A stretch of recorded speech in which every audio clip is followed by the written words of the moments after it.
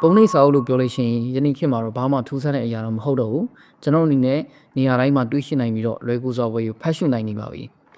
အင်တာနက်နဲ့တိုးတက်ခေတ်မီလာတဲ့အလျောက်ဒီစာအုပ်တွေကိုအသုံးပြုလာကြတာဖတ်ယူလာကြတော့နည်းလာတော့အမှန်ပါပဲဒါပေမဲ့လူယဉ်ကျေးမှုထဲမှာတော့စာအုပ်ဆိုတာဘုဒ္ဓယဉ်ကျေးမှုဘာသာရေးစတဲ့အရာတွေကို generation တစ်ခုပြီးတစ်ခုတည်တဲ့အရာတွေကိုတည်ဆောင်ပေးနေတဲ့စာပေယဉ်ကျေးတစ်ခုလိုပဲကျွန်တော်အနေနဲ့တော့မြင်တယ်အင်တာနက်တွေဘလောက်ပဲတိုးတက်ခေတ်မီနေပါစေ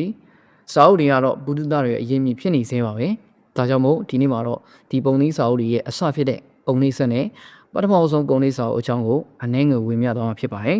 ်ဒါကြောင့်မို့ကျွန်တော်ရဲ့ Facebook page နဲ့ YouTube channel လေးကိုလည်း follow and subscribe လေးနဲ့ကူညီတော့ဖို့ရန်အတွက်တောင်းဆိုလိုပါတယ်စာရေးသားရဲ့စနစ်ကိုခန့်မှန်းခြေအနေနဲ့ BC 3500လောက်ကာလမှာမက်ဆိုပိုဒီးမီးယားလို့ခေါ်တဲ့နေမြေမှာပထမဆုံးအသုံးပြုလာကြတယ်ပေါ့နော်အဲ့ခေတ်ကလူတွေကတော့နော်ရှွန့်ကိုအပြားလိုက်လုပ်ပြီးတော့အဲ့ရှွန့်ပေါ်မှာစာလေးတွေရေးတယ်လို့ကျွန်တော်အနေနဲ့လေ့လာတွေ့ရှိရတယ်။နောက်ပြီးအီဂျစ်မှာတော့ဒီစလုံးတွေမဟုတ်ဘဲနဲ့ပေါ့နော်ပုံတနက်အခရာလေးတွေနဲ့စာရွက်ပေါ်မှာရေးသားခဲ့တယ်လို့ကျွန်တော်အနေနဲ့လေ့လာတွေ့ရှိရတယ်။ဒီလိုနည်းအင်းနဲ့ပဲမျိုးဆက်တစ်ခုပြီးတစ်ခုလက်ဆင့်ကမ်းလာရတဲ့စာရေးစနစ်တွေဟာပို့ပြီးတော့ခေတ်မီတိုးတက်ပြောင်းလဲလာတယ်ပေါ့နော်။အဲ့လိုခေတ်မီတိုးတက်ပြောင်းလဲလာနေရင်လည်းကျွန်တော်တို့အခုချိန်မှာအမြဲတမ်းမြင်နေရတဲ့ပုံနှိပ်စာအုပ်တွေစလုံးလက်လာလေးတွေနဲ့တကယ်ကိုစာရေးသားကောင်းကောင်းပုံမှာပေါ့နော်ကျွန်တော်အနေနဲ့လွယ်ကူစွာကြည်လေးစွာဖတ်ရှုနိုင်တဲ့ပုံနှိပ်စာအုပ်တွေဖြစ်ဖွယ်တဲ့ခြေလှမ်းနေရာစတင်လာပါတယ်ပုံနှိပ်စိတ်ရဲ့ပထမဆုံးခြေလှမ်းလို့ပြောလို့ရတယ်ပုံနှိပ်နီးစနစ်ကိုတော့တရုတ်နိုင်ငံမှာစတင်တည်ထင်ခဲ့တာဖြစ်တဲ့ထမ်မင်းဆက်ခေတ်မှာပေါ့နော်သူကတစ်သားပြားပေါ်မှာစလုံးပုံစံလေးတွေထွင်းပြီးတော့စလုံးပုံစံထွင်းထားတဲ့နေရာမှာမင်းကိုလိမ့်တယ်ပြီးရင်အဲ့ဒါကိုစာရဲပေါ်မှာဖိနှိပ်ပြီးတော့ရိုက်တဲ့ပုံစံလေးတွေစတင်ပြီးတော့အသုံးပြုလာတယ်။အဲ့ဒီကိုတော့ wood block printing လို့ခေါ်ကြတယ်။ဒီနီးစနစ်နဲ့စာအုပ်တွေထုတ်ခဲ့ပေမဲ့ပေါ့နော်စာအုပ်တုပ်ကိုဖန်တီးဖို့ဆိုရင်အချိန်ကြာကြီးယူရတယ်။ဘာလို့လဲဆိုရင်တော့စာမျက်နှာတိုင်းအတွက်တစ်သားပြားတစ်ခုလိုနေတဲ့အတွက်ကြောင့်မို့သူတို့အများကြီးအချိန်ယူပြီးတော့တရားကိုလောက်ခဲ့ရတယ်။ဒီလိုနဲ့ပဲ17ရာစုလောက်မှာတော့တရုတ်နိုင်ငံရဲ့ဘီရှန်ဆိုတဲ့သူကပထမဆုံးတော့ငွေပဲ type printing ကိုတည်ထွင်ခဲ့တယ်။ဒီနည်းကတော့စာလုံးတစ်လုံးချစ်စီတိုင်းကိုပေါ့နော်သူကရွှွန့်နဲ့လှုပ်ထားပြီးတော့အပူပေးထားတယ်။ပြီးလို့ရှိရင်ဒီလိုမျိုးဘောက်တစ်ခုမှာပေါ့နော်သူတို့လိုအပ်တဲ့စာလေးတွေကိုစာလုံးလေးတွေကိုစီပြီးတော့အဲ့မှာမင်းကိုပြန်တုပ်ပြီးတော့စာရေးပေါ်မှာပြန်ရိုက်တဲ့နည်းပေါ့နော်။ဒီနည်းကအတော်လေးလည်းအလုပ်ဖြစ်ခဲ့ပြီးတော့စာအုပ်တွေထုတ်ဝေတဲ့အခါမှာလည်းပို့ပြီးတော့လေမြန်စီခဲ့တယ်။ဒါပေမဲ့လုံးဝပြည့်စုံနေရတော့မဟုတ်ခဲ့ဘူးပေါ့နော်။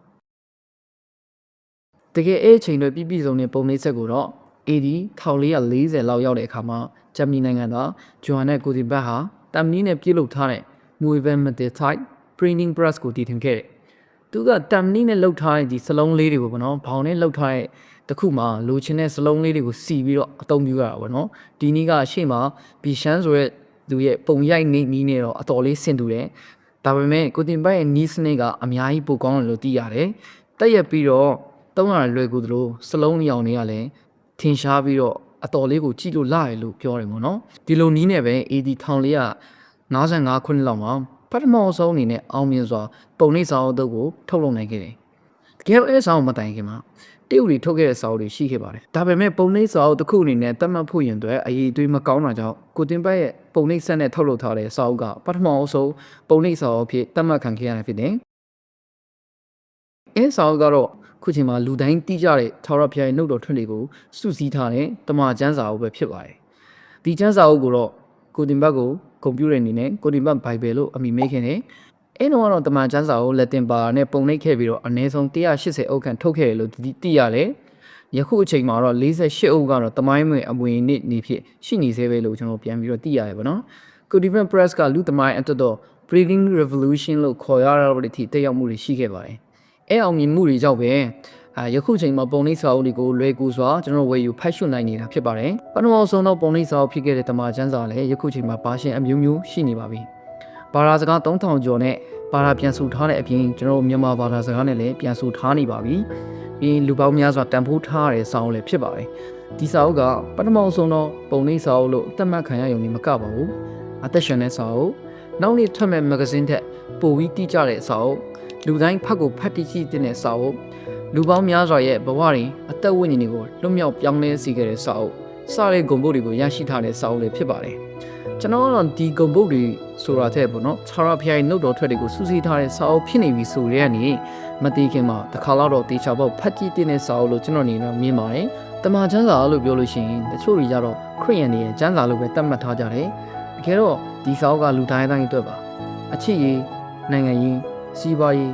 ယခုဘဝရေးလားနောက်ဘဝရေးလား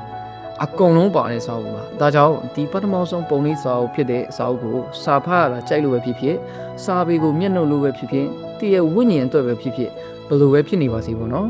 ဖတ်ကြည့်ချင်နေဆိုရင်စဉ်းစားမနေပဲအခုပဲတော့ဖတ်လိုက်ဖို့နဲ့ကျွန်တော်အနေနဲ့ကြံပေးချင်တယ်ဒီစာအုပ်ကိုဖတ်တဲ့အခါမှာထာဝရဘုရားရဲ့နှုတ်တော်တဲ့စကားတွေကတည့်ရဲ့နှလုံးသားလေးကိုစီးဝင်ပြီးတော့ထူးခြားမှုတွေဖြစ်လာစေမယ်ဆိုတာကိုလည်းကျွန်တော်ယုံကြည်ပါတယ်ဆိုတော့ဗီဒီယိုကတော့ဒီလောက်ပါပဲဒီဗီဒီယိုကတင်းတဲ့အကျိုးရှိတယ်ဆိုရင်တင်ရမိတ်ဆွေကိုလည်းကြံလည်ဝေမျှပြီးတော့ပထမဆုံးပုံလေးစာအုပ်ဖြစ်တဲ့တမန်ကျမ်းစာကိုပုံမှန်ဖတ်ရှုရင်းနဲ့ဝิญဉ်ခွာရီတော့ဖို့တိုက်တွန်းလို့ဆိုရင်လည်းဒီဗီဒီယိုတစ်လုံးနဲ့အဆုံးသတ်လိုက်ပါတယ်အားလုံးပေါ်ပြန်လည်ကောင်းချီးပေးပါစေ